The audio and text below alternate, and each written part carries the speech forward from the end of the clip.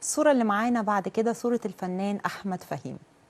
الفنان أحمد فهيم بعض شاف إن هو حقق شهرة ونجومية كبيرة جدا في مسلسل جعفر العمدة أكتر من أي ممثل تاني في المسلسل. إيه رأي حضرتك في الموضوع ده؟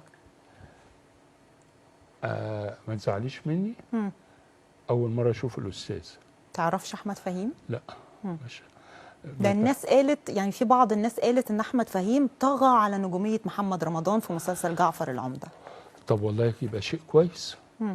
ويعني جيد جدا ليه، بس أنا الأمانة ما تعرفوش.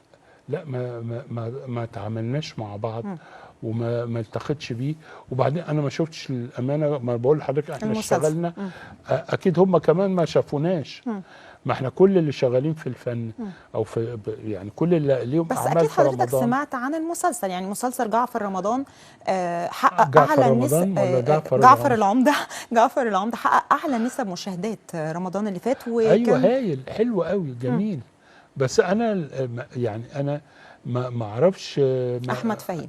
انا ما شفتوش، ما شفتش المسلسل عشان اقدر احكم على الاستاذ فهيم باللي حضرتك بتقوليه. بس اكيد برضو الناس ليها وجهة نظر، والناس مش غلطانه ما دام هو حطه ده في مكانه معينه، يبقى الناس ما غلطتش معاه.